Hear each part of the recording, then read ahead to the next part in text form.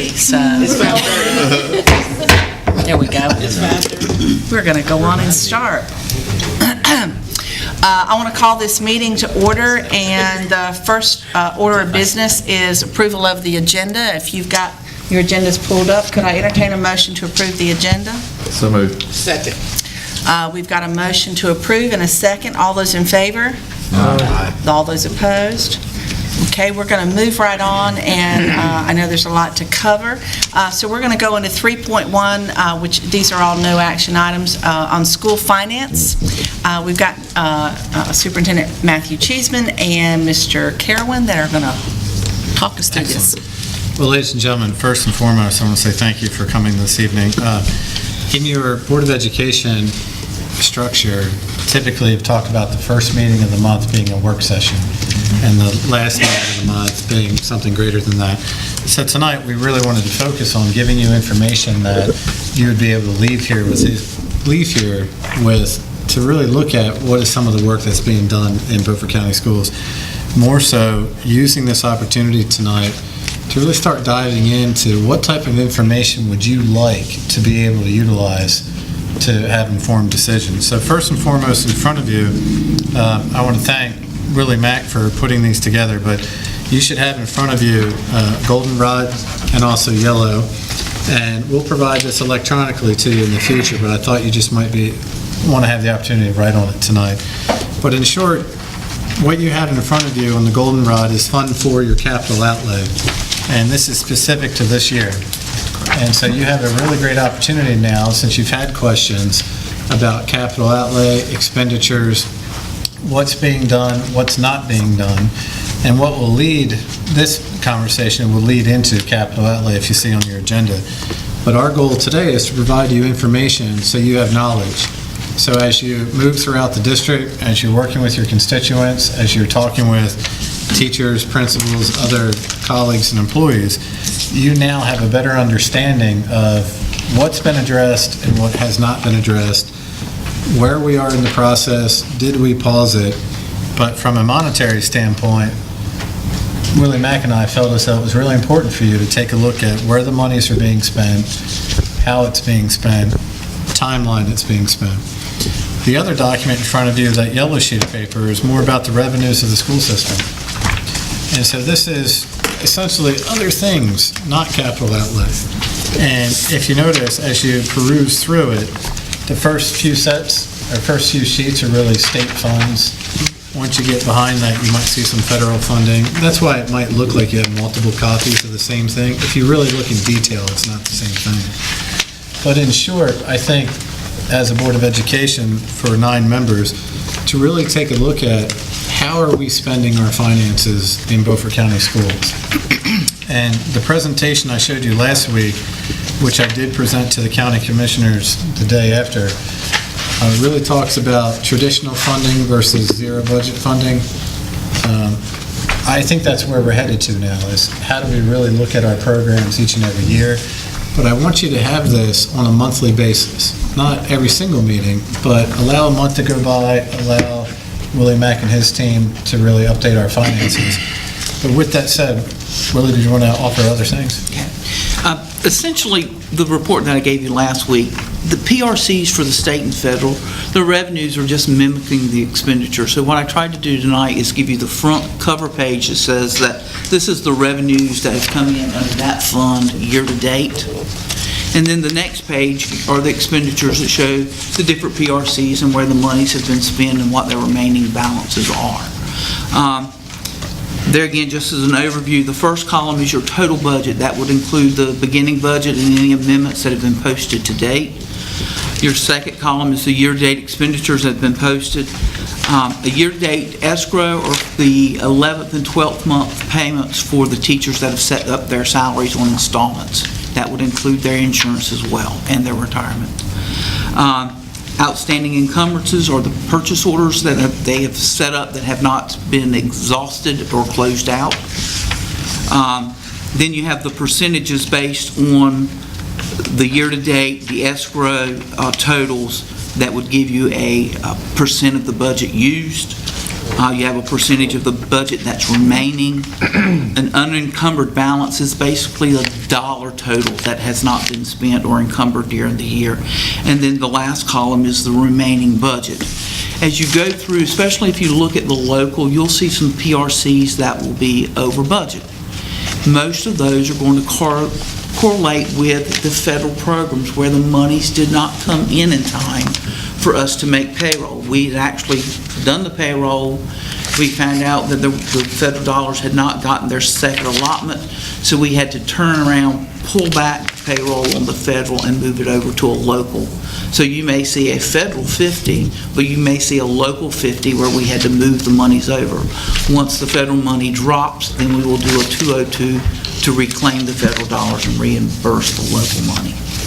And to go along with that, in the third column to the right, that remaining budget, that percentage, I think that's really where if you focus throughout the school year, how are we spending our money? How much money do we have left? What does it look like? And so that's really where, let's say, for example, in, I don't know, say May, you may have only spent 20% of the money. So the question that might come to mind is, what happens to the other 80%? Well, it might be for a summer reading program, or it might be for summer school of sorts. But that percentage of remaining money may be where you start developing your questions of, hey, why are we holding this? What are we going to use it for? How did we use it in the past?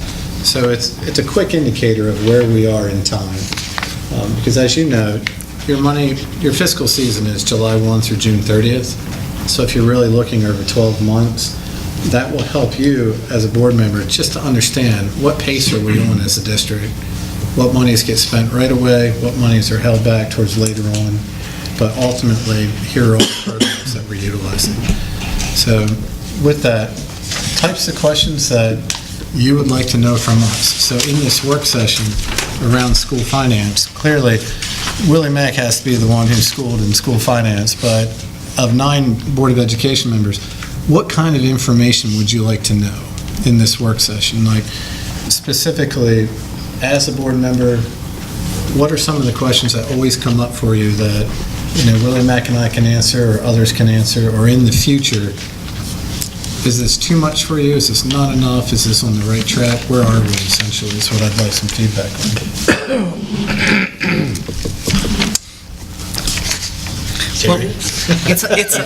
Are you insinuating I always have a question? Mike? You usually have the acumen of the 9 of us to... Well, no, of what's given to me here, I like it just like it's handed out. Fund 4 is the ones that I always like to look at most. Gotcha. And I noticed getting ready to the next item on our agenda is going over the capital, which is the other item that I requested. So I'll hold everything to there. Okay. But the reason I like to see this is, and I'll just pick out one item, is when you look at Southside, the $60,000 that we have set for the track, we know, and I know Stan, we've already talked about it, nobody bid on it. That's the one we haven't been able to get anything done. But I like to see that the money, and my question is the money still there? And if it is still there, how long, we can talk about it later, but this shows me the money's still there. Yeah. And then I can decide as we're going into next capital, is this something we're going to roll over for another year? Sure. Or is it something we just need to say, hey, we got to find out something different to do because can't seem to get anybody to come do it? How many years we've been working on that track? That's exactly that, and that was the only reason I picked that one out. This is like what, Stan, second or third year it rolls This is over. the third year of the track. The first year was phase 1, which we fixed That the was erosion. the tile. Then Right, since then, exactly. the surface. We didn't have enough. That's what this is, right? That's the surface. Right. It caused people to stop running. Well, what he said, remember the tile we had put in the Stan took care of? Yeah. That's what was making it erode at the beginning, but that's been fixed. Yeah. But now we can't find anybody to come fix the track. Mr. So, Carroll. yeah, this is perfect. This lets me know the money's still there. Just as a suggestion, sometimes if you think about it, our jobs are posted on our website. A lot of times people don't think to look at every individual entity's website to run an ad, but that's going to cost money for you to run an ad. But at least you're going to get it out where someone that would possibly bid would be aware of it. They may not know to go to your website and look at those jobs all the time. Well, actually, that was something I was going to bring up when we get to the next point. Absolutely. Because on the ones where nobody's bidding or where we only get 1 bid, sometimes 2 bids, we got to come up with a different plan because we got to reach more people than what we're currently doing. And there's nothing that we can't go out and look at the licensed contractors for that type of work that are registered with the state and send them out a courtesy RFP for those that are in the county. Sure. It's a great idea. Okay. The other part of it too is when you're talking about capital, a great goal that I think we should really strive for is, as you have an understanding of this document in front of you, it allows for greater transparency with your county commissioners. Meaning, I know Exactly. that many of you maybe have, neighborhood conversations, out in the community conversations about what your needs are, but as they ask questions of, hey, what are we doing with that track? Do you still have that money or not? At least you'll be able to say, you know what, might not be able to give you the answer in this moment, but let me get home, I'll take a look at it, and I'll let you know. And so I just think it really increases the relationship opportunity with the county commissioners in that regard. Because occasionally we have moved money around, we borrowed from here and borrowed from there, like at the northeast and north side projects. This is just a nice reminder for me, that's not when we borrowed from. I can't remember every one of them, so I appreciate that. And for, like you said, transparency and continuity, I will try to run these reports monthly, and we will post them up on the web. So if anyone has a question, they can go to the website and look at the report. I have a question, Willie Mack. In looking at this, and this is kind of my first read of this, I understand on the far left column, and I'm in the yellow for anybody, and I'm trying to follow the lines because they're kind of halfway. Page 107. Yeah. The total for the PRC, the 020 International Faculty Exchange, and it's got 0. Is that the one? Okay. So we didn't budget anything, and yet we're in. Can you clarify that for me, please? That PRC requires a transfer from your local teacher, or excuse me, your state 001 allotment to pay in that line. I forgot to key it earlier. That waiver is in process, and once it drops, I will pull the money down and cover that cost. Okay. So do we not budget anything because it's, help me understand, because that's one of the few that has 0, there's others, but has 0 for the budget. Some of them, that one particularly, I budgeted, and then when the allotment came, we didn't get it, so I tried to true it up to the allotment sheet, and then once the money drops, I'll go back and budget it. Okay. The 45, PRC 45 or 09, those are state benefit covered expenditures that the state will come in later and cover whatever those costs are, be they longevity, disability payments, those type of items are paid in those types of PRCs. So there's not really an allotment, it's they cover the cost. Okay.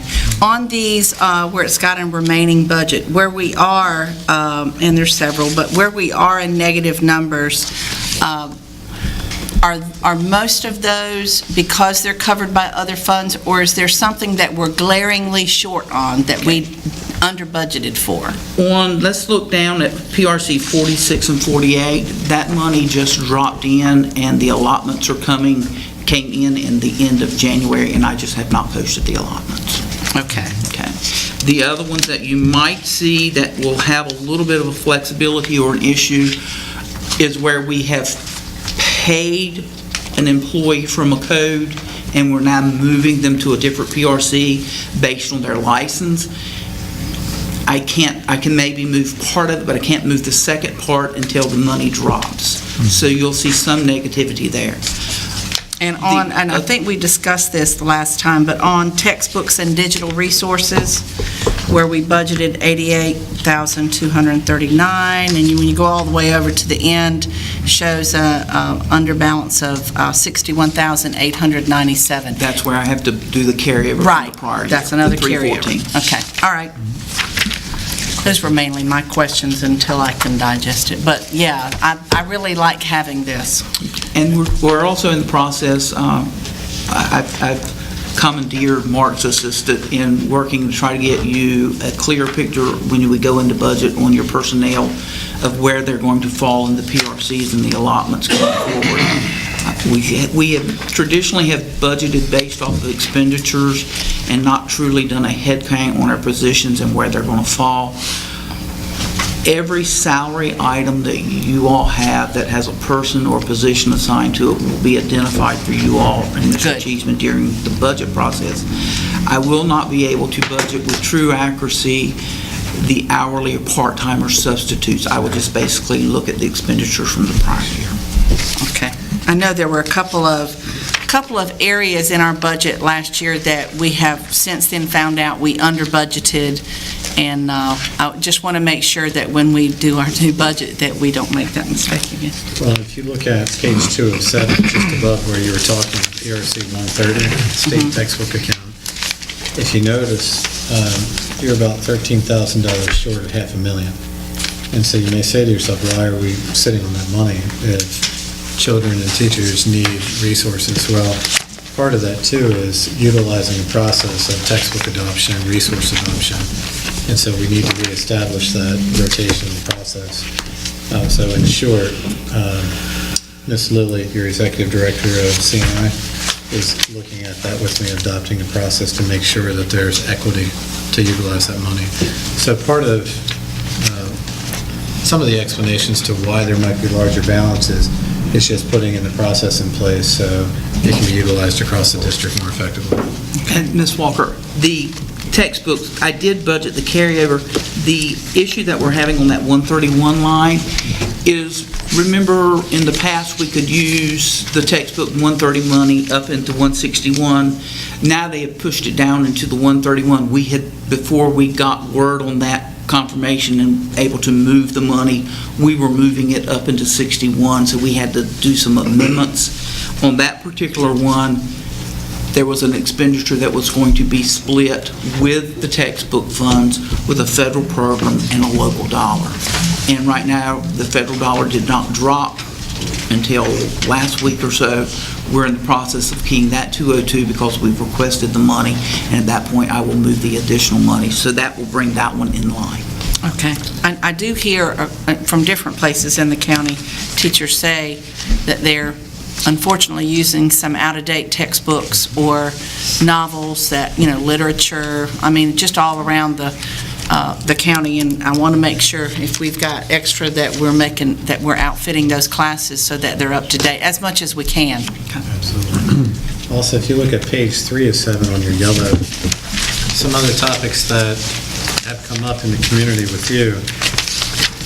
If you look at PRC, I believe it's 36, charter schools, but also PRC 039, school resource officers, and just take a look at some of that funding source and that funding stream, just to gain an idea of how we utilize our monies. And so if you're looking at charter schools, and that total budget is about $150,000 short of $1 million.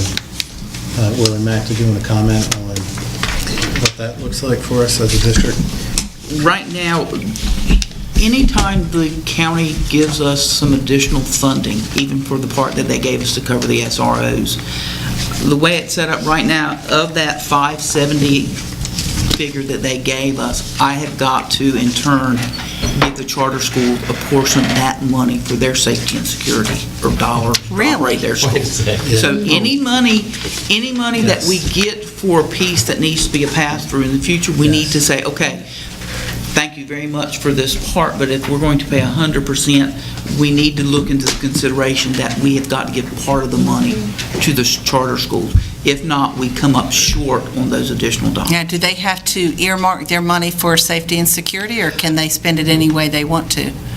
If that's how it's intended for us. I'm not versed enough to know, other than I have an obligation to give their portion. Oh, I understand you have to do that, but it's based on like it.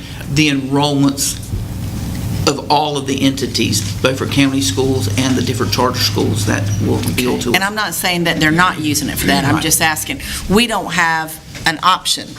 Not that we want an option. We want to use it for safety and security. I'm just curious, are they in the same situation and they need to use it that way? You just don't know. I do not know. Okay. From the standpoint, the money that the county gave us, I need to make sure our part goes to that. They don't have to. They don't have I don't know, so. This isn't really a question for you, it's just a thought question, whatever you want to call it. You reckon there's an opportunity, it's an idea we kicked around before, but it didn't make it very far. Is there an opportunity, you think, we can, in talking to the commissioners, stop doing these pass-throughs? We're told, basically, we have very little to no control over what SROs do. We don't manage them because they work for the Sheriff's Department. Why don't their money go straight to them rather than coming through for us? Now, I know why, or I have a pretty good reason why it's been that way up to now. Take the past year. We were sitting with, 5 SROs. They decided to go with more. So they decided to give us more money. But let's say we took an additional, let's just make it $500,000. But what happened was our total local fund from previous years was actually reduced to cover part of the extra money that was given to us, which made the net what we received in the 200 to 300, between the $200,000 and $300,000 range. You understand what I'm saying? In other words, we took from the left pocket and put it in the right pocket. But by doing that and then causing it to be a pass-through to us, we lose money in having to give it to someone else, where they should just pass it straight through. We have no control anyway. So there's no point in giving us money that we have to, if the commissioners, do they understand this, I guess it would be the question. If they understand that we're having to give part of that to other folks, they might reconsider the way that they've been doing it in the past and just pay it straight to them themselves. No need to give it to us. Now, I understand what the benefit is, and I don't mean to make anybody upset. I see you already grinning, you already know. The benefit to certain individuals, it looks like we're getting more money, when in fact we don't get more money. I get that, but I'm just that guy. You know, I'm not into playing games. The other piece of it is that last year, correct me if I'm wrong, Mark, we received a $60,000 state SRO grant. We've been having that. We received additional monies on top of it, and that additional money will go to them. We do not receive a reduction in receiving this state grant. That money will be a direct pass-through. I believe if you look at their budget, it says that they're providing the funding, but Beaufort County Schools will seek those grant opportunities to help offset those costs. But the original grant, wasn't it scheduled to run out? I mean, it wasn't a reoccurring on and on and on grant, as I understand. I know which one you're talking about, where we hire, we get one under the grant. We pay part of the money. It was like a 50% deal. But that was originally only scheduled to be about a 3-year grant. So at some point in time, I think we're about at the point, unless it's Well, they're been two separate grants. unless it's been redone by the. There's the original, there's what the state gives us to hire SROs for high schools, and I think, I'm not sure, for those, basically, if we undid the process from the beginning, there would be some of the SROs that we would receive money from the state for, the high schools, and then the additional grant that we received this year, and I'm not sure you could, basically, those folks, I believe, would have to, the money would have to come from us, but it wouldn't be a pass-through from our local, it would be state money, so I'm not sure if that would have to be distributed. What would have to happen, I think, would be the remainder of the SROs, in your scenario, would be paid directly from the county and not given to us. Yeah. So basically, if you took all the SROs, we paid for some of them. That's right. And all the remaining ones would be paid for by the county, and there'd be no pass-through of funds. That's right, I understand. You end up paying for about 10. And that would be the money where if they would just pass it, I mean, not pass it through us, it wouldn't There would be cost nothing us. to take out. That's right. The others with the grant, we still got to handle that. I get that. I'm just saying it's a thought. How many charter schools are we dealing with, 2 or 3? I think there's more 7 than or that. 8. 7 or 8? You got to, not sit here and name them all. I guess I'm just thinking of Arapahoe, locally. Arapahoe, Montessori. Montessori, there are 2, what are they called? Audio distance Virtual. learning. Yes, virtual, excuse me. There were 2 in Greenville. There was a Ignite Academy, but we haven't gotten a bill from them. And there's another one that doesn't seem to submit their bills until later, and they want to submit it for, yes, they want to submit it after the fact. And the only problem with that is we try to appropriate dollars on a monthly basis based on the total enrollment. So when that happens and you've got to go back and recalculate, it throws everyone's figures off. And we go by the names and addresses they submit to verify that they are Beaufort County School And yes, students, we do correct? verify any changes. Can we make them submit at a certain time? No, I don't think you have a, We, no. You couldn't make us submit an invoice by a certain time. I mean, I think you can request it, but I don't think you can hold them truly accountable to it. Okay, The- just that.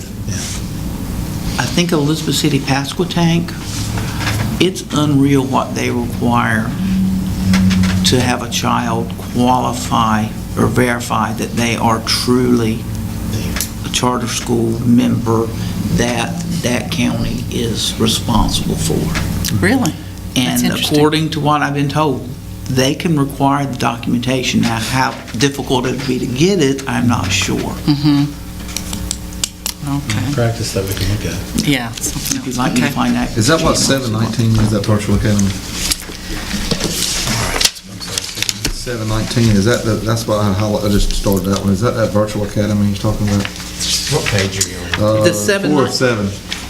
4-7, that virtual academy piece is Beaufort County Schools Virtual Academy. Yeah, we have one too. Okay. So, yeah. Anyway, I hope this is information that Thank you you. can dive into for your planning purposes in the future. Thank you. All right, we'll move right on to capital outlay, which is the big white sheet you have in front of you.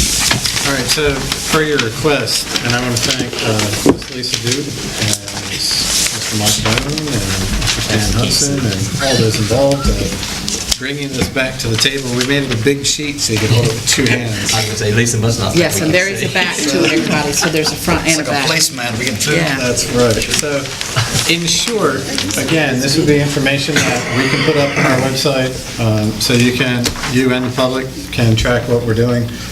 But even more so, this gives you an understanding of what your initial request was, what the budget looked like, what was the actual adjustment, what the status would be. So when you do talk about the track there, in short, we said postponed just for now, not canceled, but just postponed. But in short, this should give you an understanding of where we are, and Ms. Duke did a nice job of trying to nail down when the completion dates were. There is a back to it, as Ms. Walker said, but this should give you some food for thought in your questioning. And I asked Mr. Hudson to be here tonight, just in case you had questions, and he could give you updates on things. Carolyn, I got some questions. Go right ahead. Northeast and north side, we took 26,000 from each one to do that. If you take the leftover remaining balance, that 13,842, the 10,640, and add them together, you get 24,482.50. And then there's another one down there at $1,910.98. Add that to it, you get 393.48. I think if I can see my scribble. That would actually fill in a gap with one of those two projects. Can we do that? And where are we at for north side and northeast projects on that building envelope? Are we still pending an engineering study? Yes. And prior to Mr. Chief was coming here, Mr. Nunn and I had several conversations with our attorney on whether or not we could direct hire an architect firm or whether or not we had to put out an RFP to hire an architect firm. And Ms. Edwards kind of led us to believe that everything could be decided upon Mr. Cheeseman's direction. Well, that's great. So I'll dive into that. Haven't we already looked at those? Haven't we done We've study this after before. study of Yeah, these we've buildings? already done a had, study on it. There was some study done a few years ago. MHA go down and do a volunteer walkthrough and give us some things that proposals that we kind of build our budget off of, throw in some numbers at it. But the biggest thing is the exterior envelope. Northeast has no insulation in the outside wall of the building. It was built without any. That crazy. None. Not one drop. But in terms of process, I think they're asking, what's the next step? Well, we need to hire a firm to do us a design. You got to have a design before So- you can send out the project for bid, so. Is the $40,000 just for the design, or is that for everything? It was put in the budget to be funded over the next 3 years, that 40,000, as long as the county did it, because it was a 120,000 or better job. And it was for design and work. Okay, so it's Basically, do 100. whatever they can do for that amount of money. Right. But it was big to be continued, added to every year for the next 3 years is what we have agreed to Well, previously. Which Based one- on what, though? Yeah, which one is the worst, which scenario is the worst case? Is I guess where I'm going. You say Well, middle- Northeast is school. now with a fully open field in front of it with all the trees cut down. It blows the ceiling tiles out of the classrooms at times. But Put out the exterior wall. But at one time, we were dealing with much larger issues, I thought, at Northside, weren't we? We've done some of that. We went and had some pipes insulated out of part of this money. Had the insulation company come in and do some of the interior piping work to prevent the sweating and the moisture inside the building. still above the outside cafeteria. You can read the newspaper outside from inside the cafeteria. Yeah, if you go into, I guess I would call it attic, but when you go into above space where the roof meets the walls, you can actually see through it, can't you, Stan? Correct. There's cracks you can see between, where that was to meet the wall, if you were in the top of those schools, you can see through it. And that's why you need at least, what, I'm gonna just say caulking. But they're not gonna use caulking, I know, Yeah. but you know what I'm saying, Butch. Needs to be But I closed know off. we've done some kind of study because we're gonna be spending all this money on On study. architecture. Yeah, you'll eat, when you start hiring engineering firms, $40,000. Your water heaters at John Contelo, that's, you got 2019 up there, so we're waiting for it. So what, which one you point at, Mark? Talking about the first completion date in there, Where are you seeing that? right there. Oh, I got you, 8/28, 2019. It was done in 18. Yeah, that's what I figured. The total is completed. We did that in-house. So I think the concern I'm hearing is that with what we have to spend, architectural studies are so expensive, we're going to spend what we have left on an architectural study and will not have really addressed the issue. Correct. We still got to have a design to get it fixed. Okay, Somebody's got to tell us what to do to fix it, how to constructionally, safely, and economically and energy efficiently to do it. Isn't there We have to have anything, a design. isn't there And that anything has we to can be go a up in those roofs and do certified ourselves architect. without asking anybody? I mean, because some of the stuff is obvious when you get up in there. All right, soffit or facial. Because they show, I didn't go up in there, let's make that clear. But I received, when we had the energy committee going on, and I mean, Sam knows about that too. I mean, they brought us all the pictures. And I mean, some of it's just obvious if you're up there, things that could be fixed while we're just waiting. We can lay in bad insulation. It Yeah, can be laid in. there's got to be but something that could be. Can't you pump in insulation in That's the those? problem in Northeast. It blew out. When they put in the cupolas, every time we have a big wind, the whole floor is full of it. It was that way after the hurricane. Well, my other question, why couldn't you get instead of an engineering firm, one of these big licensed contractors to go and look at it? Because if you start, then you're gonna have to pay a contractor and an engineering firm. Right. Well, the contractors, I mean, Stan's kind of right, but the contractor's got to have something to go by. Right. And it's either up to us to write up something for him to go by the price, or either you hire an architect, engineer, whoever, to write up something for the contractor for price. But I don't want it, my thing is, I don't want whatever we do to be a study. We've studied and studied and studied to know there's moisture problems and there's problems with air and everything getting in the building that shouldn't be. And whatever we do now has got to be a detailed design or a scope of work or something for something to be bid. And so, I mean, don't call it a study. Yeah. And aren't there, And somebody needs to go back and find, because I know, before I was on the board, there were studies done at Northside when Patrick Obley was here. There were studies done at Northside when, you're right. Yeah, I had just there's gotten been on the board. multiple and there was studies a done at study. Northside since my wife's worked there, in 20 years. I know there So was stuff on the floor. I don't know where they're at, but somebody can go back in the files and find them and get all those together, share them with whoever you're gonna hire to put this scope of work together and let them come up with a scope of work. I actually got on my emails today the energy audits that were done to all the schools that Tideland paid for years ago, by that big firm. She said she shared that years ago, way before my time. But, I have that on my email. I'll Please. share it. But it Before mine too. had all the stuff. All right, are there any other questions in looking at this? So Chocowinity Primary Right. Tile, where are we at on Update us on Chocowinity Primary School and the, placing that tile in those 10 classrooms? We just got an email today from Mr. Greg Respis. They received the tile today. It arrived today. He said he's sorry it was out of my control. It took so long. I was so steady to work job and schedule. I will make it my priority. I do have 2 larger jobs in progress, and my labor force is literally booked on the whole calendar.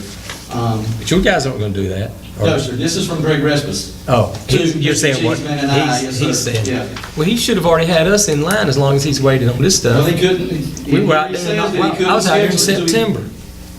I took the carpet up in September with the teachers. I mean, yeah. We were out there 2 days after the hurricane taking it up. That's the best plan he can do?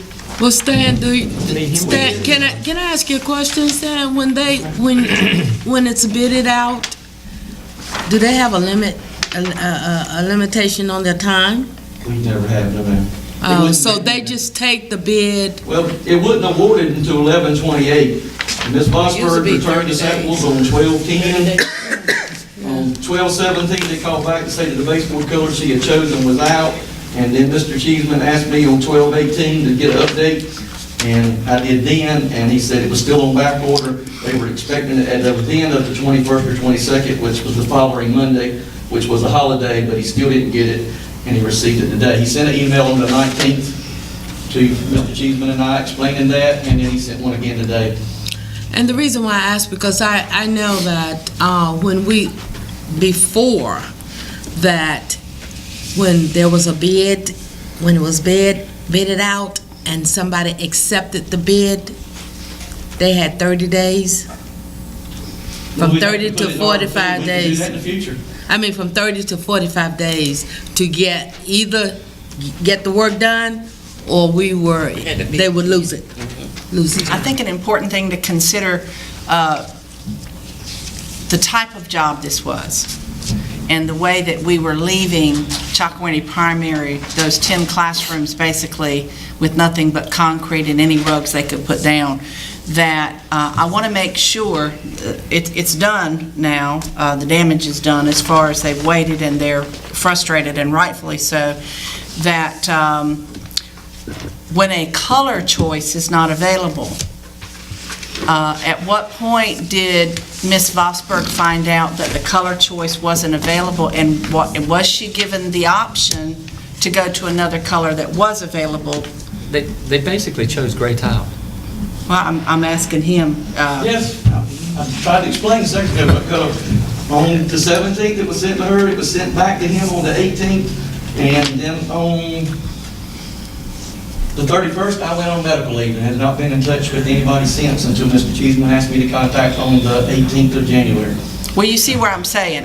Alicia would have been more than happy to go to another color that was available and ready to ship, and I just think, this is done now, so we got to try to get it down however we can. But in the future, I'd rather not leave classrooms undone and give the principals the option to pick out another color that is available. But we don't want to sit here until April for him to come do it either. I understand that, but I'm not sure what at this point, since you've awarded it, what are your options? So, you said that the product's in now, It right? was delivered today. So when's his plan to come out and get it done? Well, his email to us, he's read to the board, to everybody supposedly, the way I took it, he was sending it to all of y'all, that he would try to get us scheduled in the next 2 weeks. Okay. Would just keep us updated on that. Please express to him our desire. That's why he sent it. We should be his priority at this Tell point. him that I talked to Ms. Vosberg today. She said they can do it middle of the night, weekends. She'll make the school available. Yeah, we had already discussed that, but it has out exterior entrances to all the classrooms. That's right. They come right in the back door. That's right. She would move 2 classrooms at a time to allow him to do 2 each day. And And it would take roughly a day and a half per room, he said, to get it done. being in the line of work that I'm in, I understand when you're committed and in other jobs, especially if they're large jobs, you do have to finish those jobs, and it becomes a calendar nightmare. However, I also agree with Ms. Booth to prevent this from being an issue for us in the future. Depending on the scope of the job, maybe it would be in our best interest to put an expiration date on the work. It was. If you start putting at the Well, I don't think 2 months would have been At the rate unreasonable. construction work is going right now, if you start putting liquidated damages on your bids, nobody's gonna bid your work. No, I'm talking about just Because everybody's too busy. if after 60 days or 90 days they're not able to do it, can we go to another bid? I don't know. I think there's enough floor covering stores, Stan, somebody else might have bid on it. I know everybody's busy right now. And I think this is something we can discuss at another meeting. Yeah, going forward. I know Mr. Respis will get to us just as soon as he can, just hopefully sooner rather than later. All right, any other questions about the capital outlay? Thanks for putting it together. Yep. Thank you, Mr. Yes, and we'll go on to 3.3, district staffing. Mr. This is really an update.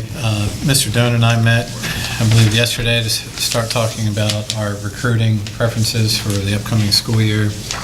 Mr. Doan has, I believe, slated about 5 or 6 opportunities of recruitment fairs that he'll start engaging mostly in March and April.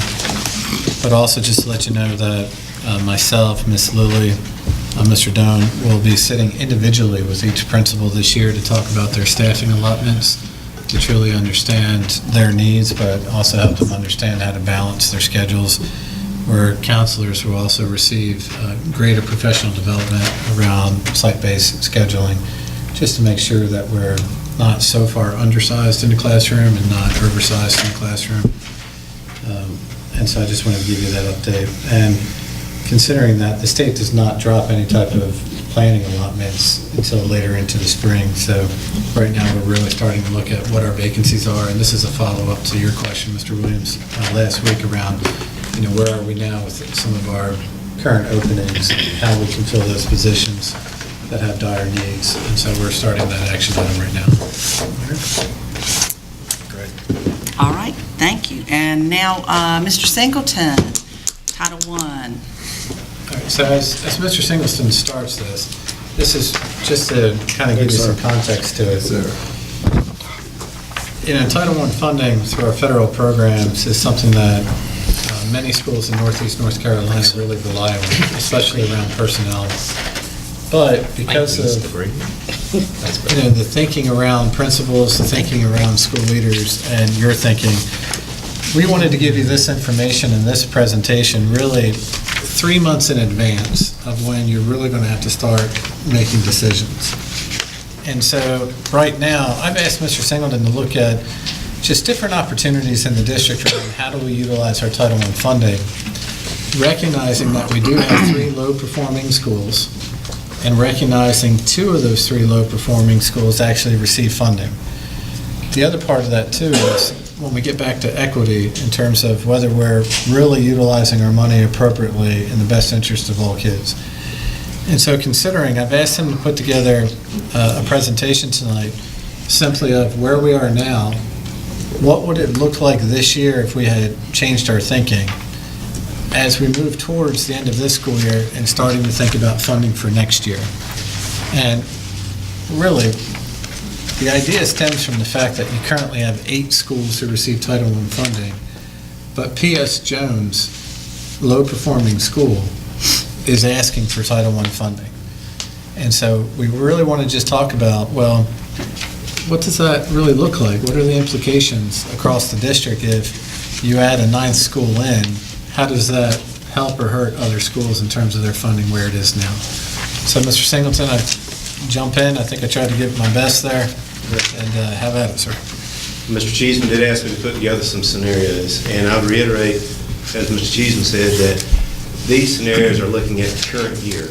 If we would have chosen to have included P.S. Jones Title I school, in no way is it looking towards the next year. Because we're FY20 at the current time, there's just too many variables to even put together any scenarios. We do not have any idea what our planning allotment will be.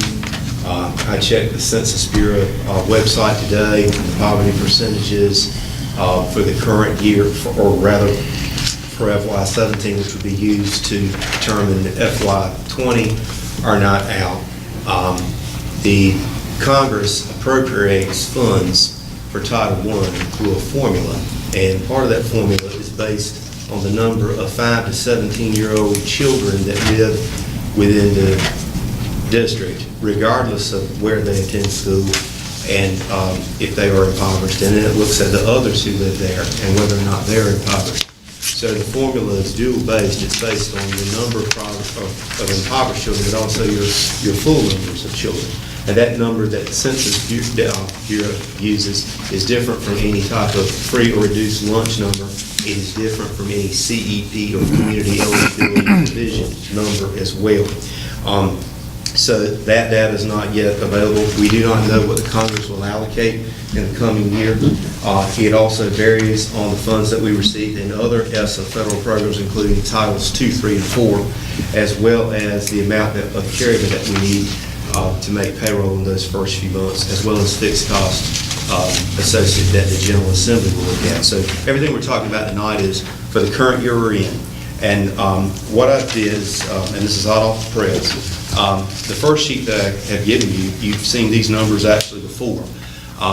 This is for the current year, what we funded each school in Title I. And I say what we funded each school. These are the funds that we had available to send out to schools after we paid for some things off the top in Title I. The biggest expense is pre-K that we pay off the top.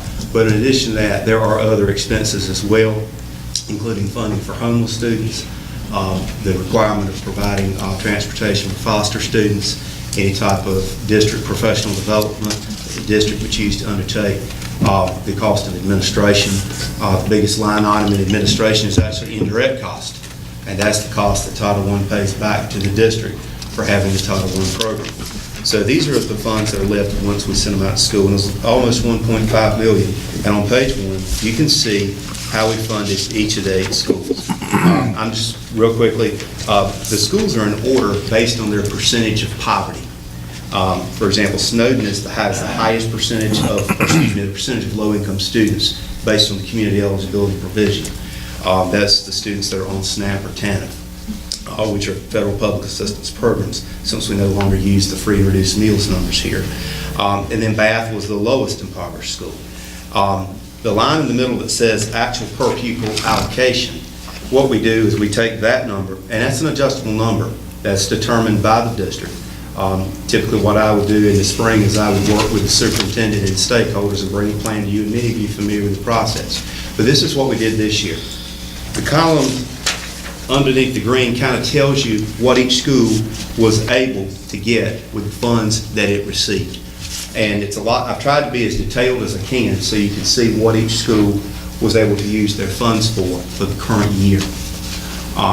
So that is page 1. Mr. Cheeseman then asked me to look at a couple scenarios of adding P.S. Jones Middle School. What if we would have added P.S. Jones Middle School in the current year to that Title I funding amount? That $1.484 million stays the same, the minimum allocation stays the same, but what would things have looked like if we had added P.S. Jones? And please, if anyone has a question, stop me and I'll be glad to take any questions you have. But on the second page, what we did is we plugged P.S. Jones in where their poverty percentage was, which put them between Northeast and John Small. And then in this scenario, we funded them as low as we possibly could have, which would have been at the same PPA as Northeast, okay? Now, in doing that, what we had to do is we had to reduce the allocation that we gave to other schools. In this scenario, Mr. Cheeseman asked me to do it by as equal a percentage as we could, which was about 19.4%, with the exceptions of Bath and Chocowinity Middle. Bath and Chocowinity Middle were already funded at the minimum level, and their allocation cannot be reduced because of that. But in this scenario, basically we're saying, what would P.S. Jones have gained in the current year? What would the other schools have lost? And our goal in doing that is, if a school has lost, as much as possible, we want those losses to touch our non-human, we don't want it to touch our teachers and staff. We want it to touch discretionary spending. You say, well, what is discretionary spending? Those are funds in Title I where a principal, with advisement from a school improvement team, could use to spend funds for things like tutoring, professional development, instructional supplies, or field trips. The majority of schools use the majority of their funds for teachers and staff, but there are other options for them, and that principal makes those decisions in close consultation with the school improvement team. In the large column on this particular spreadsheet, I've gone through and I have put a dollar amount that each school would have lost in comparison to the first spreadsheet, and what those losses would have looked like with the staff that the principals chose to have at the school this year and their discretionary funds. Keep in mind, some teachers, depending on their degree and their years of experience, may cost more than others. But you can see there that in this scenario, 6 schools would have had a cut. You can see that P.S. Jones would have gained a significant amount, and that is because they would have the highest number of low-income students at 358. And with the amount that they could have been allocated under this proposed scenario, it's a little over $250,000. And I'm not saying that the principal and the school improvement team would have chosen to spend the funds this way, but let us just say that they were trying to use as much of the funds as possible for staff. Well, if they were hiring, and let's just say, for the sake of the argument, that these were teachers who were bachelor's degree teachers with 0 years experience. I guess what I'm trying to say is to get as many positions as you could. In this scenario, they could have obtained up to 5 first-year A0 teachers. It's very unlikely that Mr. Carroll's going to give me 5 A0 teachers. He's going to put as many of those as he can in your local funds. Mr. Carroll assigns folks first in state funding. There's certain funds that are specific, like CT and ECE, then local, and then Title I, we get whoever is left. But you can see there what each school would have gained and what each school would have lost with an across-the-board 19.4% cut. So it looks like you would have lost 4 teachers, and then you would have gained 5 teachers at P.S. Jones? You would have lost 4 teachers. In this scenario, overall, 4 teachers would have been lost, and a teacher assistant would have been lost, and some discretionary funds could have been gained or lost. One point of clarification, we can use Snowden as an example, because you may say, well, how did they gain something? At Snowden, their allocation in this particular scenario would have been reduced from a little over $115,000 to about $93,000. So they cut a little bit over $22,000. Snowden only had enough funds to fund 2 teaching positions. So if they have any type of cut at all, it's going to cut that teaching position unless they're able to go out and find like a half-time or a retired person that only wanted to work half-time. But let's just say, for the sake of the argument, it cut a teacher. Well, while it did cut that teacher, the cost of that teacher, they lost $22,000. That teacher with benefits was about $54,000 some change, I believe. So, yes, they lost that teacher, but then there would have been funds left over that they would have gained in discretionary, but not enough to have maintained the position. Right. So that's why it says gained. They're not getting anything. It's still a loss. But they lost a teacher, but with the funds left over, well, now since we've lost a teacher, but we could have some funds for tutors, supplies, field trips, professional development, and the like. So that's why you might see that. But as far as positions, 5 positions lost, 4 teachers and a TA, and 5 positions gained. If P.S. Jones, the principal and school improvement team, had chosen to use the majority of the funds or the maximum amount of funds for positions, there's nothing that says that they would have. But I'm just, giving you an example on this scenario. If you'll take a look at the final page, this is an additional scenario that Mr. Cheeseman and I spoke of today, and we finished up this afternoon. In this particular scenario, we are also looking at adding P.S. Jones as a Title I school in the current year, funding them all. But if you look at the column, actual per pupil allotment, funding all 9 schools at the same amount per child. So in other words, not using what we call poverty banding, funding everyone at the same amount. And in this particular scenario, Snowden and Taylor and Eastern lost a significant amount more. Chocowinity Primary and John Small lost a little bit more than they would have. P.S. Jones, it's pretty even what they would have gained. It's just the way that worked out. Northeast was pretty even in what they lost. But I would say in this scenario, because you're no longer funding Chocowinity Middle and Bath at the minimum allocation, you're funding them at the same and equal amount, they also gained funds. Chocowinity Middle would have gained enough funds that if the principal would have chosen, with working with her school improvement team, she could have chosen to have added a second teacher. Now, she would have had to have, how shall I put it, cashed in some of her discretionary funds. Right. But there could have been funds to have done that. Bath would have also gained some funds, but not enough to gain a second teacher. So, Just a curiosity question. Sure. Yes, sir. Chocowinity Primary and Chocowinity Middle pull from the same school district, same area. That is correct. Why is there a 8 or 9% difference in their poverty levels? Well, what we notice, and I have, Gwen gets these numbers every year from the Child Nutrition Services at DPI. This is what we use to determine our numbers as far as the number of students who, at a particular school, whose families are participating in the SNAP or TANF programs, what we used to refer as welfare or food stamps. This is the program that we were able to start working in order to provide universal meals for everyone. What we typically, when it's free and reduced lunch students, what we typically find is those numbers get lower because children don't bring the application back in.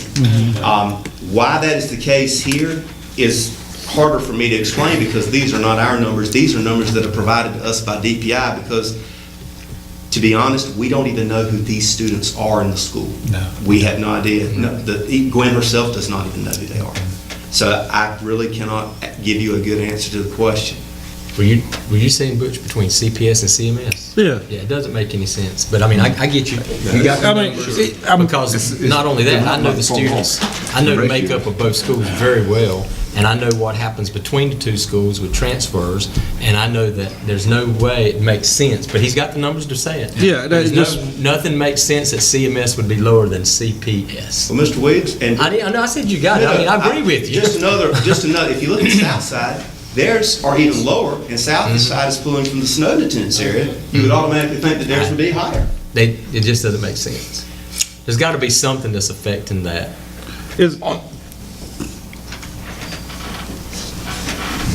I was like, it could be, well, I mean, you're taking, it's still a percentage. I was thinking it could be total number of students, Make it drop. No, you're right. but it's still a percentage, so it don't. It's still a percentage, because in the first column, we have the total enrollment of the school, and in the second column, and of course, this excludes preschool. This excludes preschool, because you can't add your preschoolers, because we only have 4 schools with that, and that would be an unfair advantage for the schools with preschool.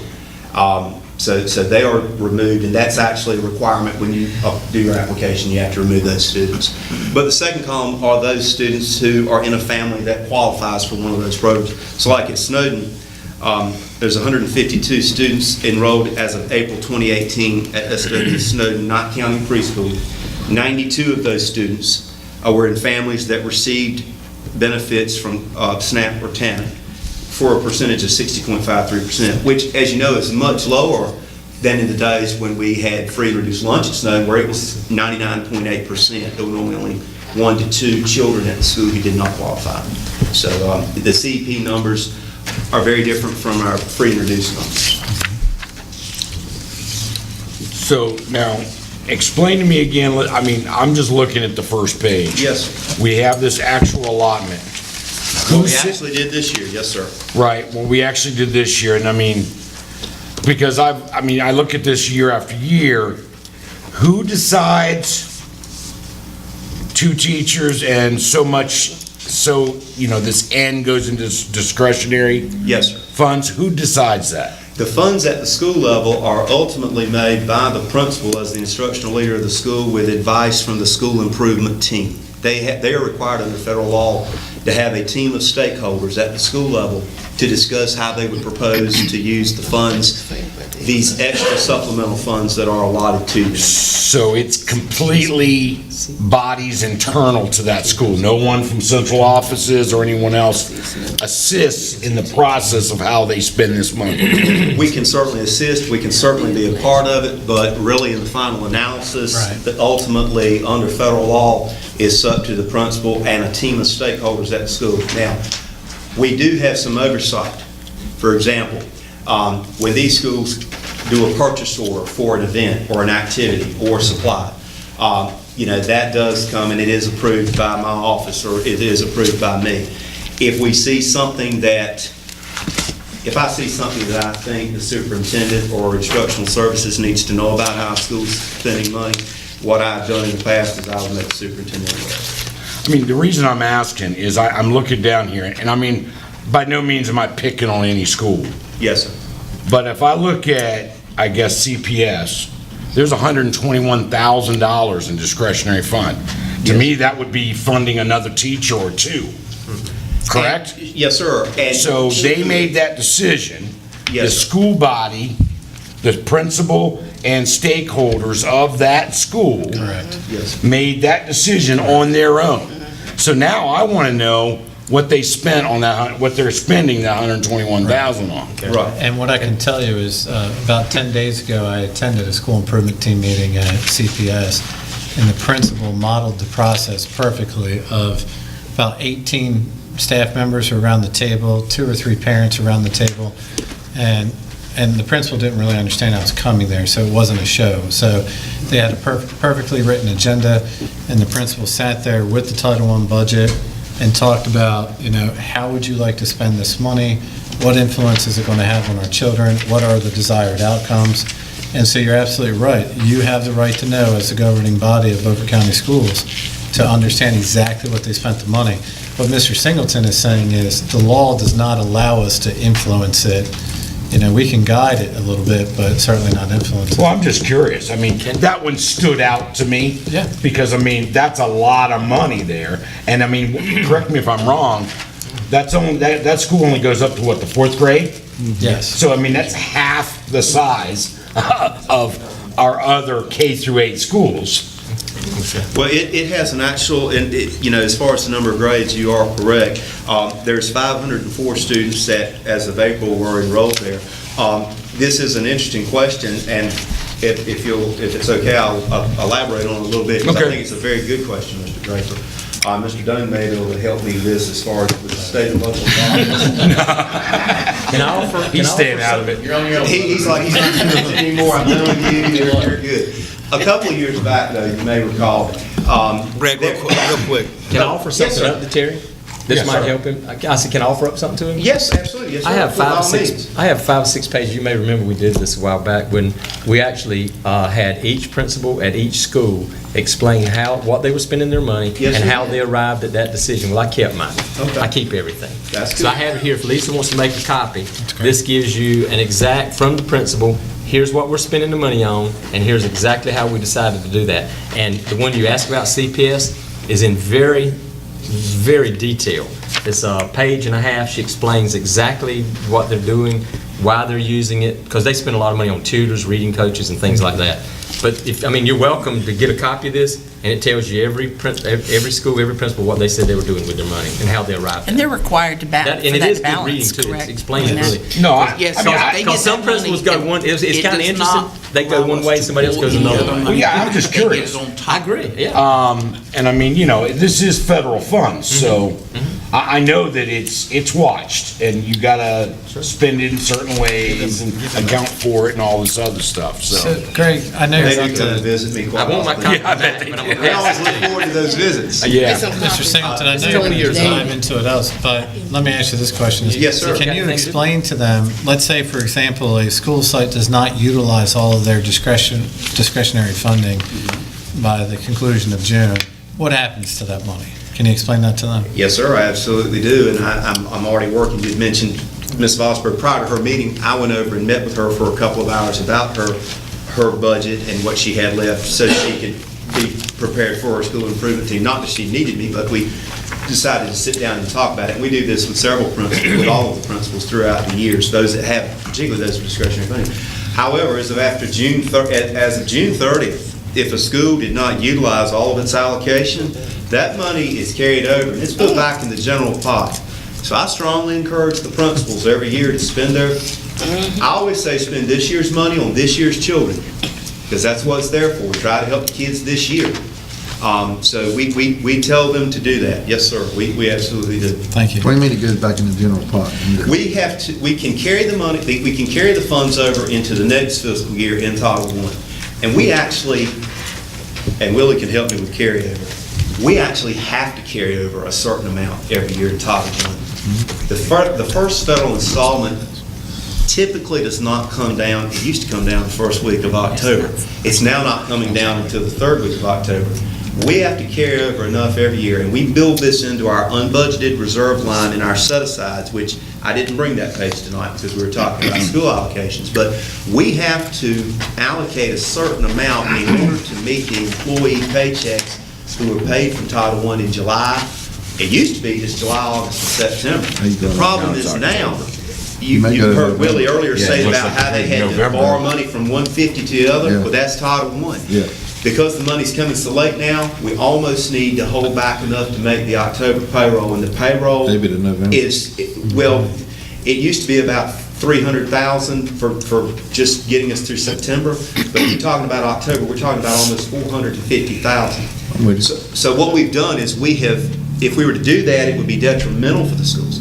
So what we do is we borrow money from local, and then like this year, we had a deadline of October 25th to get the money. It didn't come in. They had to pay out of local.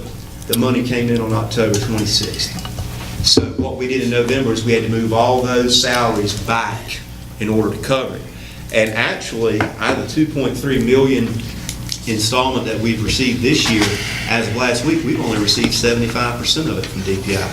So if we don't get another installment within the next 2 pay periods, we may have to borrow funds again. And keep in mind, that is every teacher that's paid from federal dollars for the month of August, September, October, and November.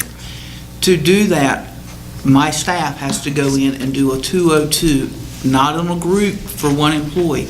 They do 4 202s to get those monies back to the local account. It's ridiculous the hoops that we jump through to get the money and make it work. But the powers that be don't really care what it takes to make Well, it work. we thank you for what you're doing. But that's even if, let's say one of these teachers out and has a substitute, Yeah. and let's say she's out 4 days and has 4 different substitutes, it takes just as much time to move that 1 day of sub as it does that teacher for the entire month. So Mr. Carowin's finance staff and the payroll ladies and I are back quite a bit, and it is a logistical nightmare to try to do it. And I certainly would hope that maybe our federal funds could come down a little bit quicker. It would be nice if the federal government's year aligned with the state of North Carolina's year, but I don't think that that's going to happen. Mr. Draper, you had mentioned about the amount of discretionary funds at Chocowinity Primary, and I was just going to add that a couple of years back, when the state changed the funding allocation as far as kindergarten, first and second with the earlier grades, what happened is Chocowinity Primary, through state funds, gained 1 or 2 positions. So what the principal elected to do, since she was gaining some state and local positions, she elected to move some federal positions into state. And that's how she had an increase in discretionary funds. For many years, she had 4 federally paid teachers at Title I, but that was because their enrollment and because the class size formula is how she was able to do that. Thank you. Are there any more questions? We are. No, yeah, on the per pupil allotment, Yes, sir. the last page where you did it, can Yes, you, sir. can you do that at any rate, or do you have to do it? No, sir. What we have to do, if you will look in the I guess, let me explain why I'm asking. Say we take, we've got some low performing schools, can we take and give them more money than the higher performing schools to? Yeah, that's a very good question. It would depend on the poverty percentage of the school. Now, in the case of SW Snowden, which is a low-performing school, since it's the most highly impoverished school, you could fund them at a rate higher than others. But Northeast is also a low-performing school. Right. And because its poverty percentage is lower, you could not fund in this particular page, you couldn't fund Northeast lower than P.S. Jones. It has to be funded, excuse me, let me make sure I'm giving you the correct information. You could not fund it lower than Chocowinity Middle or Bath. And in the case of P.S. Jones. But you can fund it higher. We could choose to fund it higher. But if we choose to fund Northeast higher, that means P.S. Jones, John Small, and Chocowinity, and everyone up has to be funded at least at that level. Okay, that's where I was trying, that's where I was Because its going. poverty percentage is higher. Okay, that's where I was trying to go That's with. what happened. Okay. So all the poor schools that's ahead of you got to fund it. Yes, You you gotta have to bump fund them at a per pupil allotment at or above the schools below. That's why it's true. And if you look like on the original page, that's how you see as we go from the bottom to the top, it gets higher. It's a government fuzzy math. Not to cut anybody off, but our No more questions? No. Thank you, Mr. All right. We're going to move to our closed session. Could I get a motion for closed session? I move that we go into closed session pursuant to General Statute 143-318, 11A1, to prevent disclosure of confidential personnel files under GS 115C-321. Second. Okay, we have a motion and a second for closed session. All those in favor? Aye. All those opposed? We are in closed session. And I thank you, Thanks, everyone, for Good your job. reports tonight.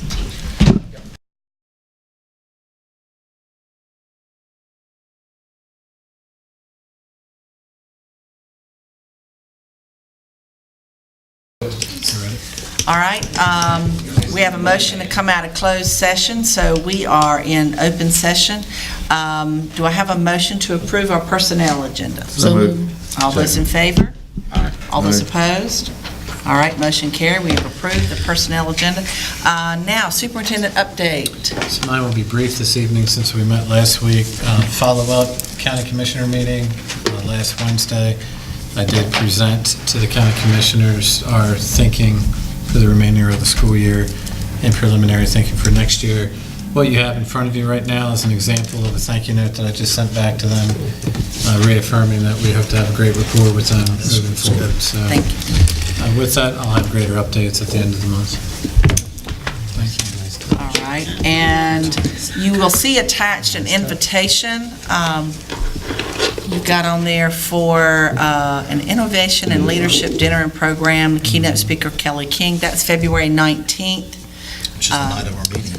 Night of our meeting. That is specifically for superintendents of all districts. That was sent out by the state superintendent. There's been a little questioning around it from the State Superintendents Association as to how it came out. So I'm still seeking guidance on how many superintendents they wish to have there, because based on the reservation, or the invitation, it doesn't say they can really hold everybody. So I'm checking to see if that's something that they wish to have Beaufort County Schools at. If they do, then Mr. Doan may sit in for me here on the 19th. But if not, I'll be here. But the other quick thing too is, you've got it right there. Yes. Never mind. Your ethics. Yes. Right, there's an ethics and other legal duties and responsibility of North Carolina School Board members webinar on March the 19th. Which also happens, if we stick with our first and third meeting, would also be the night of our meeting. Now, these webinars, as any of you that have taken them before, they're available from 7 a.m. to 9 p.m., where you could do them yourself on your computer at home or whatever. I just wanted to put it out there. There is a required amount that every school board member has to meet on ethics. How many people have already met that?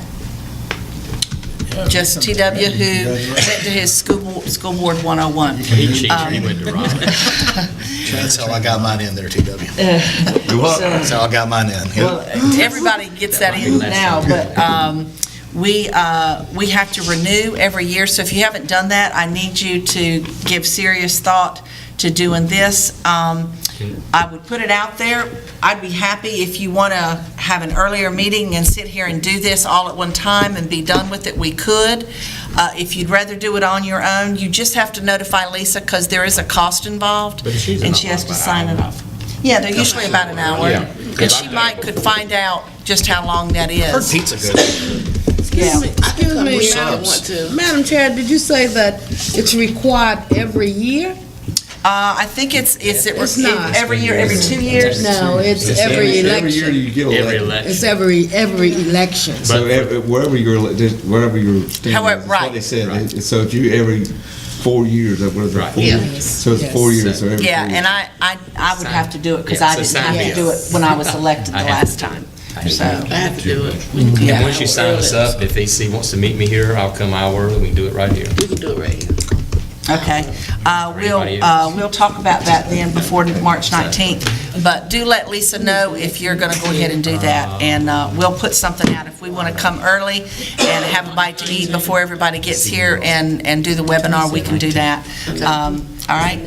Is there anything else? Any board member updates?